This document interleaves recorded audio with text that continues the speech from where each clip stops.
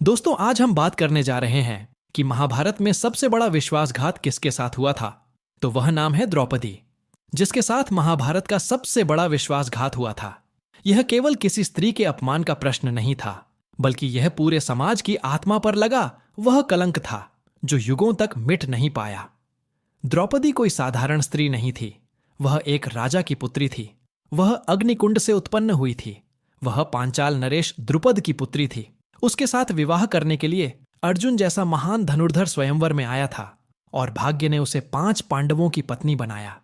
लेकिन सोचिए, वही स्त्री जिसके लिए योद्धाओं ने धनुष उठाए थे, जिसके लिए 5 राजा झुककर उसकी रक्षा की प्रतिज्ञा कर चुके थे, उसी स्त्री को सभा में घसीट कर लाया गया, जहां उसके पति भी उपस्थित थे, उसके ससुर भी बैठे थे, उसके गुरुजन भी वहां मौजूद थे, और उस सभा में उस पर अपमान की वर्षा की गई।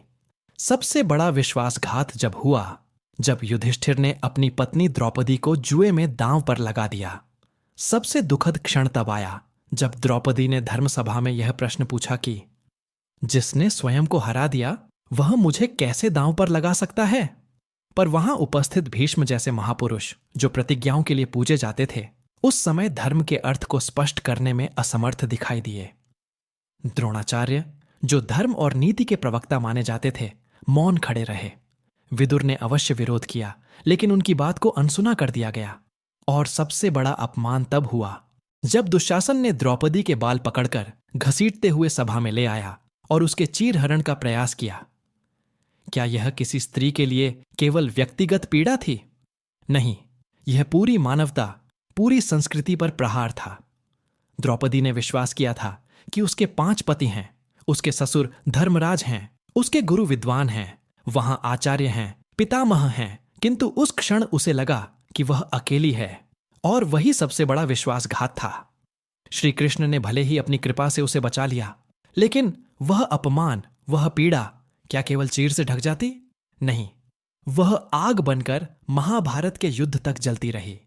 तब भीम ने प्रतिज्ञा ली कि वह दुशासन का रक्त पिएगा और दुर्योधन की जंघा तोड़ेगा। वह उस अपमान की ज्वाला थी जो द्रौपदी के विश्वासघात से उत्पन्न हुई थी। जब द्रौपदी ने करुणा से, क्रोध से, अपमान से भरी दृष्टि से पूरे धर्म को ललकारा था, तब वह एक राजा की सभा थी, जहां धर्मराज मौन था, धर्माचार्य मौन थे, और पांडवों के शौर्य को जैसे किसी ने बांध कर ही रख दिया था। द्रौपदी के साथ हुआ विश्वासघात केवल एक स्त्री के साथ अन्याय नहीं था, वह सभ्यता के आत्मसम्मान पर आघात था।